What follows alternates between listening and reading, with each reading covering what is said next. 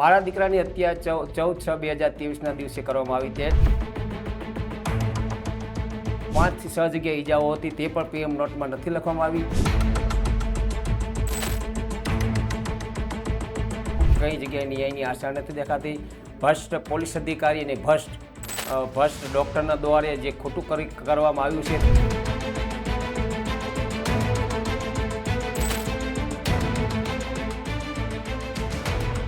આજે હું ઈશા મૃત્યુ માટે સાહેબશ્રીને મેં અરજી કરી છે.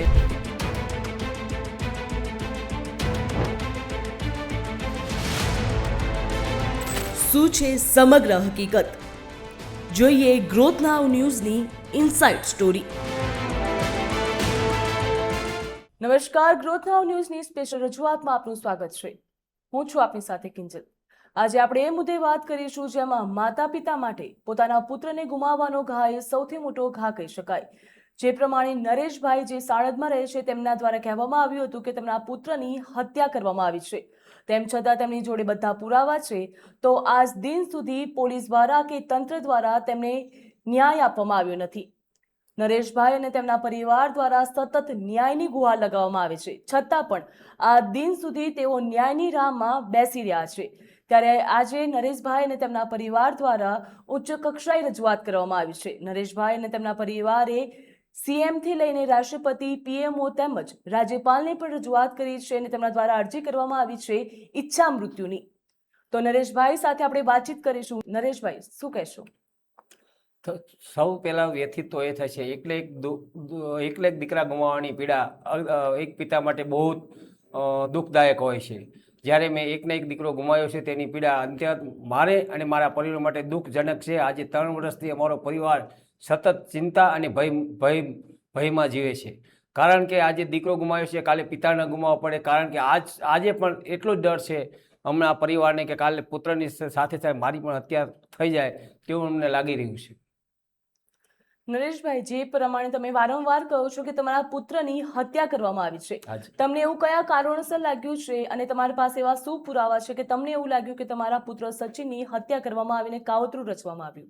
હાજી, મારા દીકરાની હત્યા 14/6/2023ના દિવસે કરવામાં આવી તે બાબતે તમામ પુરાવા મારી પાસે છે. પહેલો પુરાવો છે કે પંચ ઇન્ક્વેસ્ટ જેમાં મારી હાજરી બતાવવામાં આવી છે. ખરેખર હું ત્યાં હાજર ન હતો, તે સમયે હું સુરેન્દ્રનગર હતો. સુરેન્દ્રનગર મને જાણ કરવામાં આવી. બીજું, પેનલ પીએમ યોગ્ય અને સરકારી ગાઈડલાઇન પ્રમાણે કરવામાં નથી આવ્યું. કારણ પેનલ પીએમ 11 મિનિટમાં પૂરું કરી દેવામાં આવ્યું હતું. તેમાં સંપૂર્ણ બોડી બતાવવામાં ન આવી હતી. જે બોડી બતાવવામાં આવી છે તેમાં પણ 4 થી 5 જગ્યાએ ઈજાઓના નિશાન સ્પષ્ટ દેખાય છે.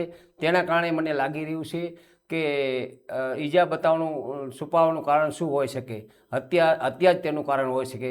ત્રીજો પુરાવો એ છે, પીએમ નોટમાં તેના શરીરમાં નીકળેલું ગ્રીન કલરનું પાણી જે 100 ગ્રામથી વધારે માત્રામાં હતું તે પણ પીએમ નોટમાં લખવામાં આવ્યું છે, પરંતુ એફએસએલમાં મોકલવામાં નથી આવ્યું.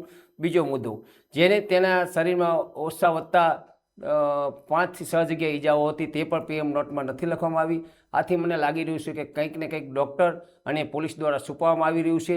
તો મને હત્યા હોઈ શકે તે મને પાકી ખાતરી છે. નરેશભાઈ, જો ચોક્કસથી વાત કરવામાં આવે તો તમારા અને તમારા પરિવાર દ્વારા ઈચ્છા મૃત્યુની અરજી કરવામાં આવી છે, જ્યાં રાષ્ટ્રપતિ તેમજ સીએમ સાહેબ અને રાજ્યપાલને પણ તમે રજૂઆત કરી છે. તો સૌથી કઠિન સમય કયો હતો? હાજી, આજે હું સતત 3 વર્ષથી એક ન્યાયની એક આશા સાથે દોડી રહ્યો છું. પ્રથમ પગથિયું મારું સાણંદ પોલીસ સ્ટેશનથી લઈ ને આજે પ્રધાનમંત્રી સુધી હું રૂબરૂ રજૂઆત કરવા માટે ગયો છું. જ્યારે સાણંદ પોલીસે 2 થી 3 અરજી, એસપી સાહેબને આશરે 4 થી 5 અરજી, મુખ્યમંત્રી, ગૃહ મુખ્યમંત્રી સાહેબ અને અમિત શાહ સાહેબ અને પ્રધાનમંત્રી શ્રી નરેન્દ્ર મોદી સાહેબ પાસે મેં ઓફિસમાં રૂબરૂ રજૂઆત પણ કરેલી છે અને પત્ર વ્યવહારથી પણ રજૂઆત કરી છે. પરંતુ આજ સુધી ઉપરથી ઉચ્ચ કક્ષાએ પત્ર આવે છે એસપી ઓફિસ અને એસપી સાહેબ નાયબ અધ્યક્ષની ઓફિસમાં મોકલે છે, પણ નાયબ અધ્યક્ષ દ્વારા અને સાણંદ પોલીસ સ્ટેશન દ્વારા કોઈ જ પગલાં ભરવામાં આવતા નથી. નરેશભાઈ, જો ચોક્કસથી વાત કરવામાં આવે તો તમે તમારા પરિવારે ઈચ્છા મૃત્યુની અરજી કરી છે. તો કોઈ પણ પરિવાર કે કોઈ પણ વ્યક્તિ માટે ઈચ્છા મૃત્યુની અરજી કરવી એ સામાન્ય કે ના હોઈ શકે, બહુ કઠિન વસ્તુ કહી શકાય કે કોઈ પણ વ્યક્તિ જ્યારે આ સમય ચાલી રહ્યો છે તો પોતાના ઈચ્છા મૃત્યુની કહી શકે કે ઈચ્છા મૃત્યુ તેમને દ્વારા રજૂઆત તમારા દ્વારા રજૂઆત કરવામાં આવી છે ઈચ્છા મૃત્યુની, તો કેટલો કઠિન સમય રહ્યો હતો એ? મેં ઈચ્છા મૃત્યુ માટે 13/3/2026ના રોજ દેશના રાષ્ટ્રપતિ, પ્રધાનમંત્રી સાહેબ, મુખ્યમંત્રી સાહેબ અને ગુજરાતના રાજ્યપાલ શ્રીને મેં એક પત્રના માધ્યમથી ઈચ્છા મૃત્યુની માંગ કરી છે. તે માંગ કરી છે કારણ કે આજે હું સતત 3 વર્ષના પરિશ્રમ દોડીને થાકી ગયો છું. કઈ જગ્યાએ ન્યાયની આશા નથી દેખાતી. ભ્રષ્ટ પોલીસ અધિકારી અને ભ્રષ્ટ ડૉક્ટરના દ્વારે જે ખોટું કરવામાં આવ્યું છે તેનાથી થાકીને આજે હું ન્યાયની આશા છોડીને આજે હું ઈચ્છા મૃત્યુ માટે સાહેબશ્રીને મેં અરજ કરી છે અને હું અરજ પણ કરું છું, જો આ દેશમાં ન્યાય ન આપી શકતા હોય તો મને ઈચ્છા મૃત્યુની પરમિશન આપવામાં આવે. કારણ કે આજે મને એક ઈચ્છા મૃત્યુ બાબતે મુખ્યમંત્રી સાહેબને 30/5/2026ના રોજ મળ્યો, ત્યારે મુખ્યમંત્રી સાહેબે મને એક ન્યાય આપવાની એક આશ્વાસન આપેલું છે અને મને ભરોસો છે કે મુખ્યમંત્રી સાહેબ મને ન્યાય આપશે. પરંતુ જો ન્યાય નહીં આપવામાં આવે તો મારે ઈચ્છા મૃત્યુની માંગ છે હું યથાવત રાખીશ. નરેશભાઈ, જે પ્રમાણે તમે વાત કરી તો ચોક્કસથી કહી શકાય તમને ક્યારે પણ એવું લાગ્યું હતું કે તમારા પુત્રની હત્યા થઈ છે, તમને ન્યાય મળતો નથી, તો અત્યારે એવો સમય આવી ગયો છે કે તમે અને તમારા પરિવારે ઈચ્છા મૃત્યુની અરજી કરવી પડી છે? હાજી, આજે જ્યારે મારા દીકરા સચિનની દીકરી તેના માતાના પેટમાં હતી, આજે તે આશરે 3 વર્ષની આસપાસ થવા આવી છે, જ્યારે તે મને પૂછે છે કે મારા પાપા ક્યાં છે, ત્યારે મને અતિ દુઃખ થાય છે. કારણ કે આજે હું સામાજિક કાર્યકર્તાએ અનેક ગરીબોને ન્યાય આપ્યા છે. મારા ખુદના ન્યાય માટે ભટકવું પડે છે, મારી પોત્રીના ન્યાય માટે મારે ભટકવું પડશે. કાલે સવારે જ્યારે મારી પોત્રી મોટી થશે ને મને સવાલ કરશે કે દાદુ આપને મારા પપ્પાના ન્યાય માટે શું કર્યું, તે બહુ દુઃખ ઘડી છે. આજે મેં હજારો લોકોને ન્યાય આપ્યો છે, ગરીબો માટે લડત આપી છે, જ્યારે મારા જ ન્યાય માટે મારે દર ભટકવું પડશે. બહુ શરમજનક વાત છે. કારણ કે આજે નીચે સાણંદ પોલીસ સ્ટેશન તેમજ ડીવાયએસપી કોઈ જ તપાસ કરતા નથી. જ્યારે આ કેસમાં મહત્ત્વની વાત એ કહું કે PSI, 2 PI, 2 ડીવાયએસપીએ જો તપાસ કરી હોય, જે મુદ્દાઓ મારા છે તે મુદ્દાલક્ષી કોઈ પણ રિપોર્ટ તૈયાર કરવામાં નથી આવ્યા. આજે જ્યારે મુખ્યમંત્રી શ્રી પાસે રજૂઆત કરવા હું ગયો ત્યારે અધ્યક્ષશ્રી દ્વારા કહેવામાં આવ્યું હતું કે આ તપાસ PSI જીજી મકવાણા, PI જાદવ સાહેબ, PI રાઠોડ સાહેબ અને ડીવાયએસપી નીલમ ગોસ્વામી અને ડીવાયએસપી તપન ડોડિયા સાહેબ દ્વારા કરવામાં આવી છે. પરંતુ આજ સુધી આ કોઈ પણ અધિકારીએ મને રૂબરૂ સાંભળવામાં નથી આવ્યો કે મારું નિવેદન લખવામાં નથી આવ્યું કે કોઈ પણ પ્રકારનું મને આશ્વાસન પણ દેવામાં નથી આવ્યું. કારણ કે જ્યારે હું ડીવાયએસપી ઓફિસે નિવેદન દેવા જાઉં છું, 2, 3, 4 કલાક બેસાડી રાખે છે, મારું નિવેદન લેવામાં નથી આવતું અને અધિકારીઓ નીકળી જાય છે. ત્યાંથી હું દુઃખની ઘડી સમજી ન્યાયની આશાએ આવેલો વ્યક્તિ નિરાશ થઈને પાછો ઘેર ચાલ્યો જાઉં છું. બહુ દુઃખ લાગે છે. જીવન એવું લાગે છે કે શા માટે જીવી રહ્યા છીએ અમે. આ જે ન્યાયની આશમાં ન્યાયતંત્ર ઉપર અમને ભરોસો છે. આજે સેશન કોર્ટ, હાઈકોર્ટ કે સુપ્રીમ કોર્ટ ન્યાય આપવા તત્પર હોય, પરંતુ નીચલા પોલીસ અધિકારી જ તપાસ ન કરે. નીચલા અધિકારીઓ જ્યારે નાગરિકનું ન સાંભળે, પ્રજાજનનું ન સાંભળે, કોઈ FIR ન કરે, કોઈ ગુનો દાખલ ન કરે, તો ઉચ્ચ કક્ષાએ ન્યાયની વાત કઈ રીતે અમારે કરવી? કારણ કે એક સામાન્ય પરિવારથી અમે આવતા હોય, જ્યારે હાઈકોર્ટમાં જવું કે પિટિશન દાખલ કરવી તેમાં બહુ જ કઠિન અને મોંઘું હોય છે. તેથી વકીલોના ખર્ચે અમને પોસાતા નથી. કારણ કે એકના એક દીકરા ગુમાયા પછી આર્થિક પરિવારનો બોજો મારા ઉપર હોય છે અને આર્થિક ભારણ વધી જવાના કારણે અમે પણ હાઈકોર્ટના વકીલો મોંઘા ખર્ચે અમે કરી શકતા નથી. ત્યાંથી તે પણ ન્યાયથી વંચિત રહીએ છીએ. પરંતુ અમે આશા રાખીએ છીએ સરકારશ્રી પાસે કે અમને ન્યાય આપો. પોલીસના ઉચ્ચ અધિકારી પાસે પણ અમે આશા રાખીએ છીએ કે અમને ન્યાય આપો. પરંતુ ઉચ્ચ અધિકારીઓ આદેશ કરે છે, પછી નીચે કક્ષાના માણસો છે, PI અને ડીવાયએસપી કક્ષાના માણસો કોઈ તપાસ કરતા નથી. પોતાને તપાસ ન કરવી પડે, કાગળ ન કરવા પડે, ગુનો દાખલ ન કરવો પડે અને બારોબાર ખોટા જવાબ રજૂ કરી અને પોતાની તપાસ સમેટી લે છે.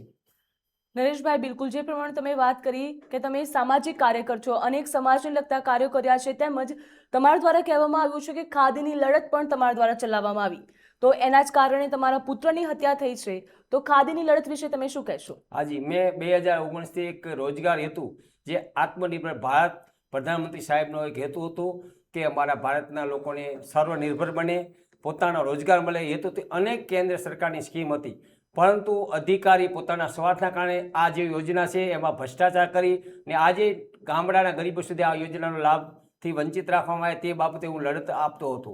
જે સમય લડત અનેક જગ્યાએ મેં રજૂઆત કરેલી છે, તે બાબતે અનેક પણ ડમી એકાઉન્ટ ભાઈ પકડાણા હતા, મૃત્યુ કરેલા માણસો બી પકડાયા હતા તે સમયે, પરંતુ અધિકારીએ કોઈ કાર્યવાહી ન કરી.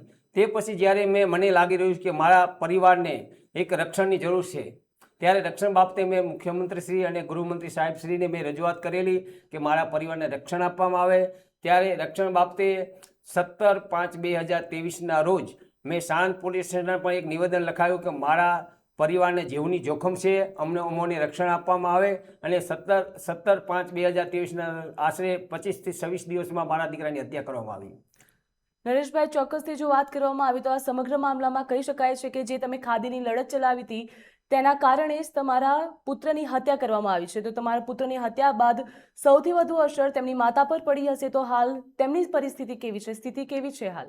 આજે કંઈ કલ્પી ન શકાય તે રીતે જ્યારે મારા દીકરાની ઠંડે કલેજે હત્યા કરવામાં આવી, એક માસ્ટર પ્લાનથી હત્યા કરવામાં આવી હોય, અને તે દુઃખ પોતાનો પતિ એક ન્યાય માટે લડતો હોય અને પુત્રો એક રોજગારીની લડતમાં શહીદ થઈ ગયો હોય, તે માતાની પીડા કલ્પી ન શકાય, તે પરિવારની પીડા કલ્પી ન શકાય. કારણ કે અમે એક ક્રાંતિકારી વિચારધારા નીચે જીવીએ છીએ. કોકનું હિત, દેશનું હિત એ જ અમારું હિત હોય છે. આજે લડતમાં એક દીકરાનું બલિદાન આપ્યું છે. આજે પિતા તરીકે હું તો બહાર ફરતો હોય, જ્યારે મને ઓછું લાગે, જ્યારે માતા આખો દિવસ ઘેર હોય, પોતાની પુત્રની યાદમાં આખો દિવસ રડ્યા કરે છે. પરિવાર આજે ખૂબ જ દુઃખદાયક છે. એટલી ઘડી છે, આજે 3 વર્ષની અંદર અમારો પરિવાર સારી રીતે ખાઈ શક્યો નથી, સારી રીતે સૂઈ નથી શક્યો. આજે પણ અમારો ભયભીત તરીકે રહીને અમારો પરિવાર જીવન ગુજારે છે. નરેશભાઈ, ચોક્કસથી જો વાત કરવામાં આવે તો તમે એવું માની રહ્યા છો કે જે તંત્ર દ્વારા કાર્યવાહી કરવામાં આવી રહી છે, કાનૂની પ્રક્રિયા છે જે સૌથી લાંબી ચાલી રહી છે, છેલ્લા 3 વર્ષથી તમે ન્યાયની તરસમાં હાલ બેઠા છો અને ન્યાયની રાહ જોઈ રહ્યા છો, ત્યારે આ જે પ્રક્રિયા લાંબી ચાલી રહી છે તે તમને ને તમારા પરિવારને માનસિક રીતે તોડી રહી છે? હાજી, માનસિક રીતે તોડી રહી છે. એક કવિની કહેવત કહી છે કે દેવાળીએ દંડ પામે શેર મુઠ્ઠી જારેના લાખ ખાંડી લૂંટના મહેફિલે મંડાય છે. જ્યારે કોઈ પોલીસ અધિકારી કે પોલીસ પાસે કોઈ ન્યાયની માંગ કરવા જાય છે કે પોલીસને કોઈ સવાલ કરે છે, ત્યારે એને ફરજ રૂકાવટનો કેસ દાખલ કરે છે. પરંતુ આ ગંભીર બેદરકારી હોવા છતાં પોલીસ સામે શું કાર્યવાહી કરવામાં આવશે, પોલીસ સામે શું પગલાં ભરવામાં આવશે? માત્ર બદલી કરવાથી કે એક સ્તરથી બીજે સ્તરથી નાખવાથી કોઈ ન્યાય મળતો નથી. કારણ કે બદલી તો કાલ 2 વર્ષ હતો તે જગ્યાએ પોલીસ અધિકારી કે પોલીસ આવી જાય છે. પરંતુ જ્યારે આ હત્યા જેવી ગંભીર બાબત હોય અને આ ગંભીર બાબતમાં પગલાં ન ભરતા હોય તો પરિવાર પણ તૂટે છે, પોતાનો વિશ્વાસ પણ તૂટે છે, અને પોલીસ પ્રત્યે લઈને લાગણી પણ તૂટે છે, અને પોલીસ પર રાખેલો વિશ્વાસ પણ તૂટે છે.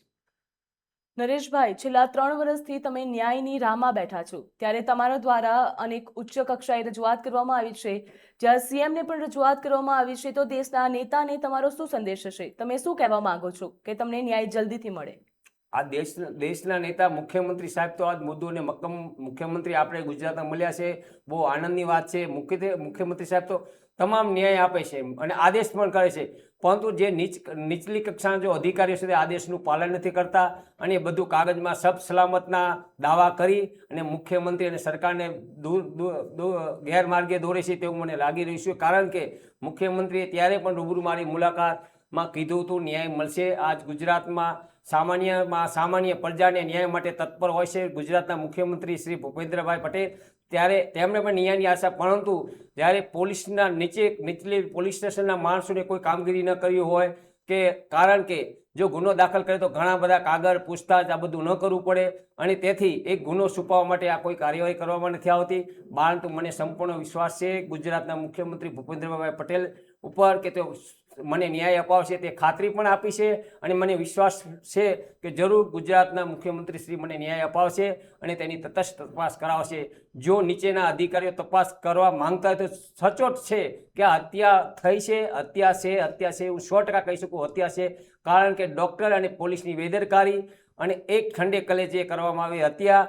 આજે જે હત્યામાં બોલાવવામાં આવ્યો હતો હિરલ વેગડાનું એકવાર નિવેદન લેવામાં આવ્યું છે, તેની કોઈ નિવેદનની ખરાઈ કરવામાં નથી આવી. તેને સાથે રહેલો હર્ષ પટેલ, એની પણ આજ સુધી પોલીસે પૂછપરછ કરવામાં નથી આવી, તેનો મોબાઈલ નંબર કે કોન્ટેક્ટ નંબર લેવામાં નથી આવ્યો. ત્રીજો મુદ્દો એ છે કે પોલીસ દ્વારા સ્તર પંચનામું કરવામાં નથી આવ્યું.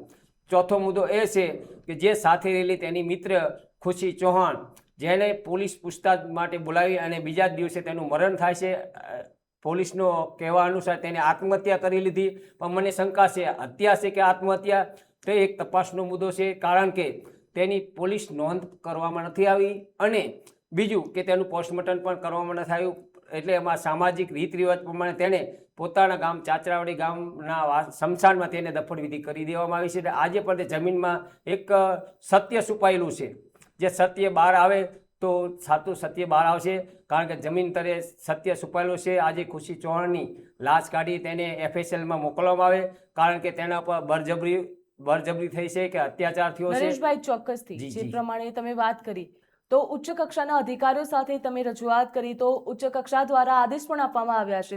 સ્વાભાવિક વાત છે કે તેમણે અધિકારી અને તંત્રને પણ આદેશ આપ્યા હશે કે તમને ન્યાય મળવો જોઈએ. તો હાલ સુધીમાં કોઈ કચેરી તેમજ સરકારી કચેરી અધિકારીઓ દ્વારા તમને કોઈ જવાબ આપવામાં આવ્યો છે ખરા? જી, તારીખ 10/10/2026ના રોજ મને સાંજના સમયે અમારા અમદાવાદ જિલ્લા ગ્રામ્ય SP ઓમપ્રકાશ જાટ સાહેબે મને બોલાવ્યો. તે સમયે તે સાણંદ પોલીસ સ્ટેશનના PI શ્રી ગોહિલ સાહેબ પણ હાજર રહેલા, અને ત્યારે મારી તટસ્થ તપાસ થાય અને તટસ્થ તમામ મુદ્દાઓ આવરી જે પણ બેદરકારી દાખવનારા હોય, પોલીસ હોય કે ડૉક્ટર, તેની સામે પગલાં ભરાય તે સંપૂર્ણ ખાતરી મને આપેલી. અને મારી તપાસ હાલ સાણંદ PI શ્રી ગોહિલ સાહેબ કરી રહ્યા છે.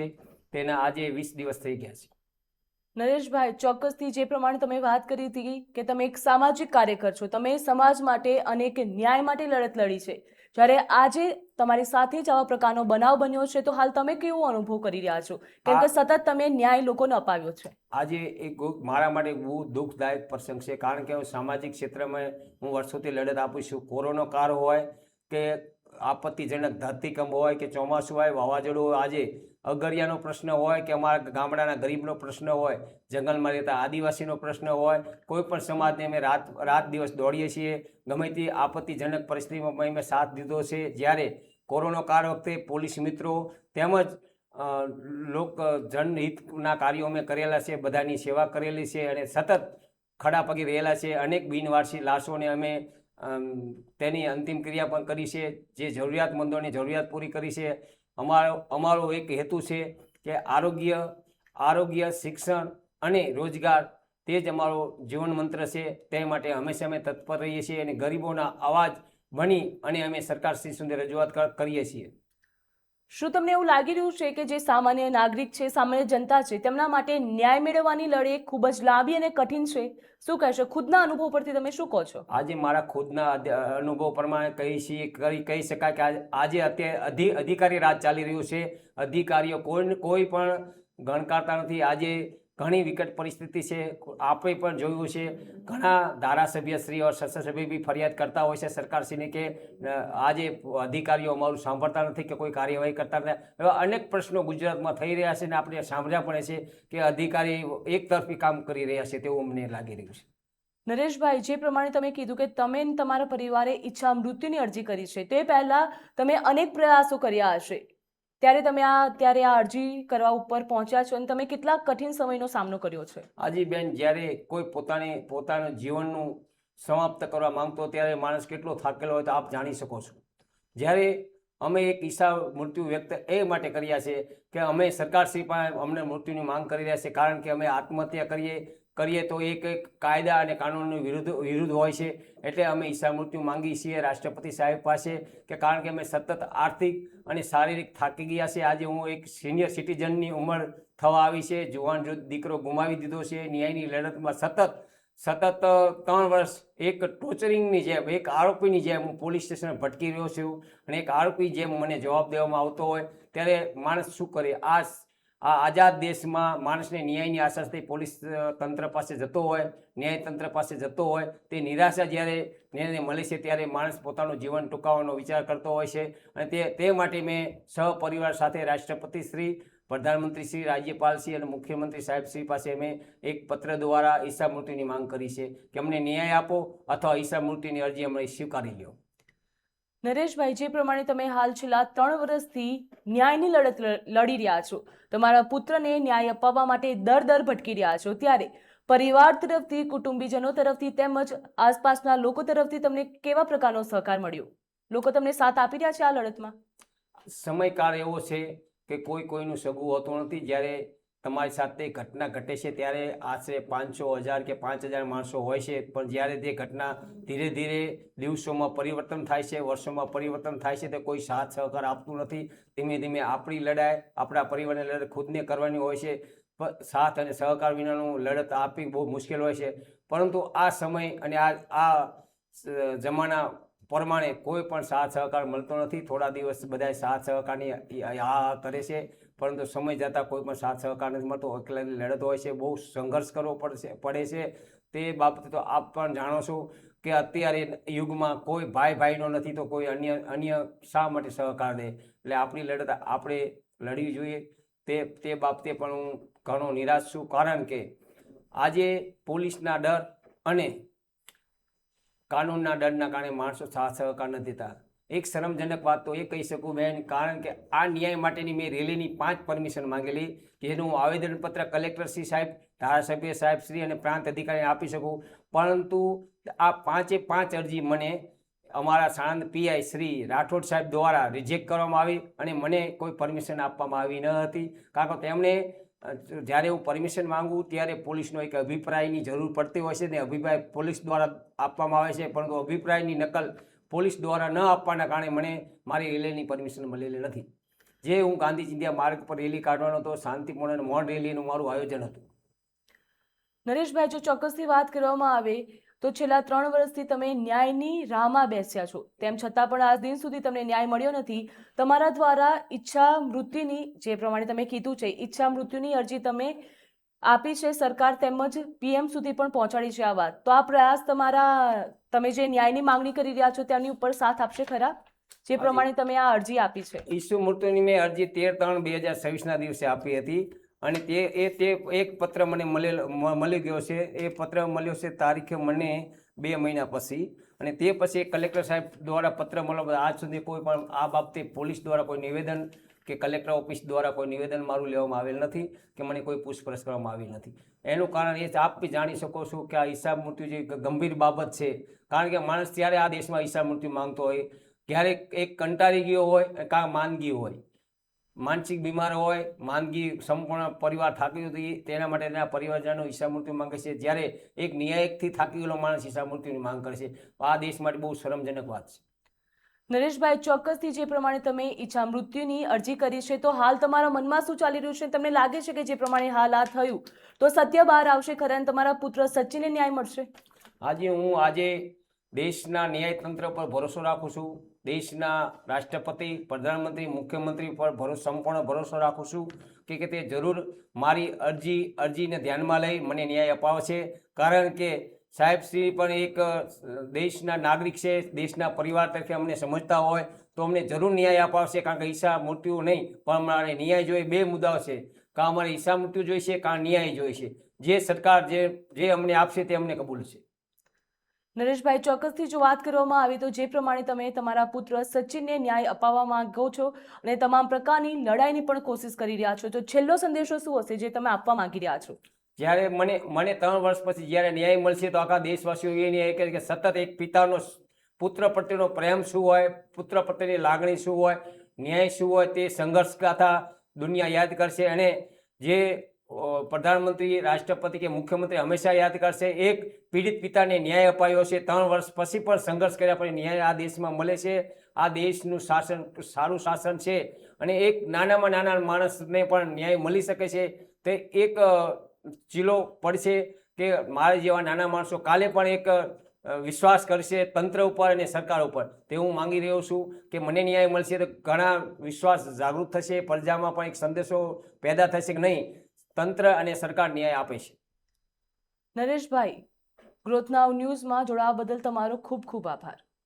એક તરફ પુત્ર ગુમાવવાનું દુઃખ જોવા મળી રહ્યું છે તો બીજી તરફ ન્યાયની પણ રાહ જોવામાં આવી રહી છે. નરેશભાઈ અને તેમનો પરિવાર હાલ એક જ આશા રાખીને બેઠો છે કે તેમના પુત્ર સચિનને ન્યાય મળશે. હવે જોવાનું એ રહ્યું કે તંત્ર દ્વારા કેવા પ્રકારની કાર્યવાહી કરવામાં આવશે. જે પ્રમાણે નરેશભાઈએ ઉચ્ચ કક્ષાએ પણ રજૂઆત કરી છે અને તેમણે છેલ્લો પ્રયાસ પણ હાથ ધરી દીધો છે. તેમના અને તેમના પરિવાર દ્વારા ઈચ્છા મૃત્યુની અરજી પણ કરી દેવામાં આવી. હવે જોવાનું રહ્યું કે સચિનને ન્યાય ક્યારે મળશે અને સચિનના પરિવાર નરેશભાઈ અને તેમના જે પ્રમાણે નરેશભાઈ દ્વારા ન્યાયની રાહમાં છેલ્લા 3 વર્ષથી દર ફરી રહ્યા છે. ને ન્યાયની રાહમાં તેઓ છેલ્લા 3 વર્ષથી વાર જોઈને બેઠા છે. તો સચિન અને તેમના પરિવારને ન્યાય મળશે કે શું? હવે સૌ કોઈની નજર આની ઉપર જ ટકેલી છે. ગ્રોથ નાવ ન્યૂઝના સ્પેશિયલ રજૂઆતમાં હાલ બસ આટલું જ. નમસ્કાર. મારા દીકરાની હત્યા 14/6/2023ના દિવસે કરવામાં આવી તે 5 થી 6 જગ્યાએ ઈજાઓ હતી, તે પણ PM નોટમાં નથી લખવામાં આવી. કઈ જગ્યાએ ન્યાયની આશા નથી દેખાતી. ભ્રષ્ટ પોલીસ અધિકારી અને ભ્રષ્ટ ડૉક્ટરના દ્વારે જે ખોટું કરવામાં આવ્યું છે.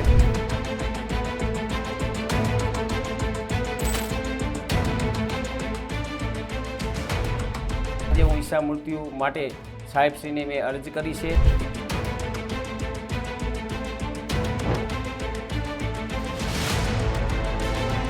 શું છે સમગ્ર હકીકત? જોઈએ ગ્રોથ નાવ ન્યૂઝની ઇનસાઇડ સ્ટોરી.